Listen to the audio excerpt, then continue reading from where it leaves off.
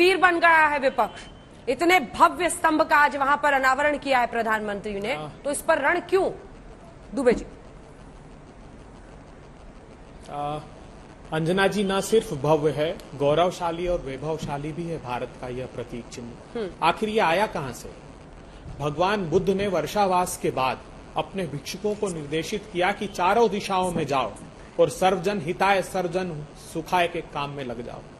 मैं आदरणीय प्रधानमंत्री जी से आग्रह करना चाहता हूं कि इस गगनचुंबी प्रतीक चिन्ह के सम्मुख खड़े होकर एक बार चारों दिशाओं में देखिए प्रधानमंत्री जी। सर्वजन दुखाय और सर्वजन रुलाय का वातावरण समूचे देश में है। हमारी आबादी 12 करोड़ लोगों ने अपने रोजगार से हाथ धो दिया। 84 करोड़ लोगों की आमदनी प्रधानमंत्री जी हिंदुस्तान में घट गई। किसान 27 रुपए प्रतिदिन कमा रहे हैं, तो धन्ना सेठ 1002 करोड़ रुपए रोज कमा रहे हैं। प्रधानमंत्री जी, ये जो गगनचुंबी और वैभवशाली प्रतीक चिन्ह हमारा है, तो क्या हम पुरानी संसद का जो हमारा गौरवशाली और वैभवशाली इतिहास रहा है, उस परंपरा को बरकरार रख पाएंगे? मुझे याद है 11 जून 2014 को जब आपने सदन में पहला भाषण दिया, तब कहा था कि मैं ये प्रचंड जीत के साथ मुझे जो शिक्षा मिली है वो विनम्रता की मिली है। आपने कहा कि मैं इस जीत के संख्या बल के आधार पर निर्णय नहीं लूंगा, मैं सदन की पक्ष और विपक्ष की सामूहिक चेतना से निर्णय लूंगा।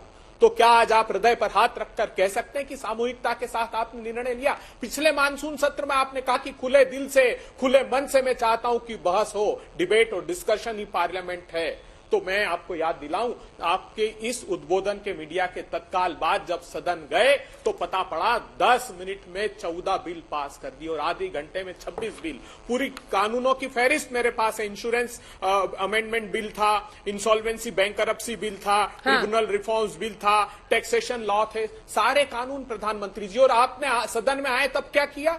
पार्लियामेंट्री स्क्रूटनी का जो हमारा प्रावधान था, 14वीं और 15वीं लोकसभा उठाकर देख लीजिए, 71% और 60% बिल पार्लियामेंट्री स्टैंडिंग कमेटी और सिलेक्ट कमेटी को जाते थे। अब वो 25% रह गया। प्रधानमंत्री जी, आपने किसानों की आवाज दबाने के लिए सदन में, राज्यसभा में वोट डिवीजन तक को नकार दिया और उनकी आवाज दबा दी। तो हम देश के लोग दुबे जी की कोई बात के खिलाफ लग रहा है, सुधांशु जी बोलने में इंटरेस्टेड नहीं दिख रहे हैं, चुपचाप बैठे हैं। दुबे जी की बातों पर कुछ बोल रहे हैं सुधांशु जी? एक एक करके सरकार की नाकामियां गिना रहे हैं वो, पूरी लिस्ट है। हाँ ठीक है, last point mister Dubey, last point मुझे वारिस पठान साहब के पास। Dubey ji last point, last point. देखिए मैं मेरे विद्वान साथी को एक बात और याद दिलाना चाहता हूँ कि ये जो भारत का राष्ट्रीय आदर्श वाक्य है ना, वो उस प्रतीक चिन्ह के नीचे लिखा है जो मुंडक उपनिषद से हमने लिया है, सत्यमेव जयते, अर्थात अंततः सत्य की ही जीत होती है। तो इस बात को एक बार गौर से सुन लीजिएगा कि जितना आप वैमनस्य का वातावरण फैला रहे हैं, जितना प्रजातंत्र का दमन करके देश की जनता के साथ अन्याय कर रहे हैं, जितना असत्य बोलकर आप सत्ता को चला रहे हैं, वो अंततः जीत उस सत्य की होगी और वो सत्य का प्रतीक राहुल गांधी है। ये समूचा देश आज जानने लगा है। सत्य की ही जीत होगी और इस बात से आपको डरना चाहिए। और सत्य के प्रतीक राहुल गांधी। एक साथ सुधांशु जी जवाब दीजिएगा, वारिस जी का भी, त्यागी जी का कमेंट ले लो। एक सेकंड, रागी जी और उनका कमेंट ले लो। वारिस पठान साहब। अच्छा ठीक। वारिस पठान साहब विघ्न डालते हैं हर बार जब कोई शुभ चीज देश में हो रहा होता है, तब ओवैसी साहब उसमें विघ्न डाल देते हैं। ये मेन पॉइंट है सुधांशु जी का। ये विपक्ष इस देश की प्रगति में खुश नहीं होता है। अब ये स्तंभ देखकर क्यों ना गर्व करे हर हिंदुस्तानी? क्या प्रॉब्लम है? देखिए, संविधान को बचाना, संविधान के दायरे में रहकर अपनी बात रखने को विघ्न डालना नहीं कहते। आज जो प्रधानमंत्री ने किया वो संविधान नियमों का कड़ा उल्लंघन है। संविधान के अंदर, तो सुधांशु जी को पता होगा, संविधान सेपरेट पावर करता है पार्लियामेंट का, जहां पर गवर्नमेंट, जुडिशरी, पार्लियामेंट तीनों अलग है, संविधान के सेपरेट पावर होते हैं उसके अंदर। और हमारे जो देश के प्रधानमंत्री है वो गवर्नमेंट के इसमें शूट उनको नहीं करना चाहिए था। जब वहां पर लोकसभा के हेड कौन होता है? स्पीकर होता है। स्पीकर साहब बाजू में खड़े हैं, प्रधानमंत्री जी उसका अनावरण कर रहे हैं, इनॉग्रेशन कर रहे हैं। तो ये किस तरह से संविधान का पालन करा जा रहा है? प्रधानमंत्री को, देश के प्रधानमंत्री को देश के सामने एग्जाम्पल सेट करना चाहिए था कि ये सेक्युलर डेमोक्रेटिक रिपब्लिक है हमारा। अभी सुधांशु जी ने भी इसका जिक्र किया। तो सेक्युलर कंट्री की पार्लियामेंट बिल्डिंग के ऊपर अगर ये अनावरण हो रहा है तो क्या ही अच्छा होता कि प्रधानमंत्री वहां पर सबको बुलाते ना।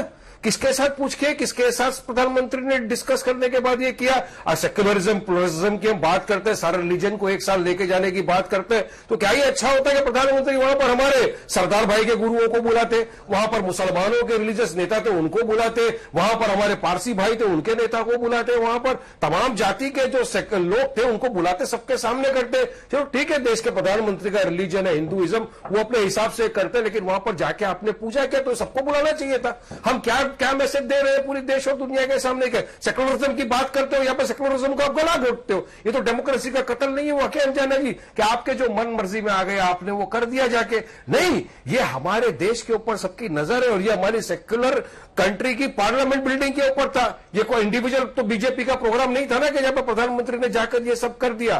तो अगर संविधान को बचाना है सुधांशु जी आपकी नजर में खराब है तो मैं ये खराब काम हमेशा करूंगा, हमेशा बोलते रहेंगे हम कि संविधान सर्वश्रेष्ठ है, सर्वश्रेष्ठ संविधान है, सब संविधान के अंडर में, प्रधानमंत्री को भी संविधान की मान्यता रखते हुए काम करना है। ठीक है, सब कुछ बीजेपी सरकार उसी नजरिए से हो रहा है क्या इस देश में? ये सवाल आज अगर विपक्ष की तमाम पार्टियां पूछ रही हैं, रागी साहब इसमें क्या गलत है? देखिए, इसका उत्तर तो सुधांशु जी बेहतर हमसे दे सकते हैं, लेकिन जो मुझे उस कार्यक्रम को यदि आप देखेंगे हाँ। तो प्रधानमंत्री देश का सरकार का मुखिया भी होता है और प्रधानमंत्री ने अपने पार्टी के लोगों को नहीं बुलाया है। आप गौर कीजिएगा, उस फंक्शन में पार्टी फंक्शनरीज नहीं थे, प्रधानमंत्री थे, लोकसभा के अध्यक्ष थे और जो है, तो इसलिए उसको ये पार्टी का फंक्शन है, इसे पहले तो हमें खारिज कर देना चाहिए। दूसरी बात कि एक सेकुलरिज्म पर सवाल उठा। बिहार, बंगाल, इनके विद्यालयों में सरस्वती पूजा होती थी और क्लास का शुरुआत ही यहीं से होता था। हम तो सब पढ़े हैं, वो कांग्रेस के जमाने में हुआ करता था। भारत के अंदर कई ऐसे सांस्कृतिक व्यवहार हैं, वो धर्म से भी जुड़े हुए हैं और धर्म का हिस्सा भी है। हमारा तो संविधान था जिसमें राम दरबार भी हुआ करता था। तो कल जाकर के नमाजी लोग कहें कि नहीं तो उसमें तो मक्का मदीना का पोस्टर भी आप लगा दीजिए, तभी जाकर के सेकुलरिज्म ठीक होगा। कौन कह रहा है?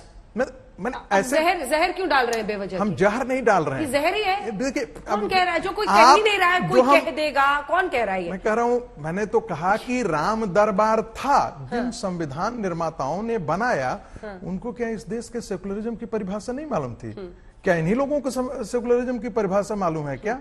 उस समय भी राम दरबार थे ना, तो उससे तो आप ये सारे बच्चों को पढ़ा देते। एक और बात देखिए, आप बार बार कहते हैं कि कोऑपरेटिव फेडरलिज्म में दोनों के तरफ से होता है। ये 2 वे ट्रैफिक है, ये 1 वे ट्रैफिक नहीं है।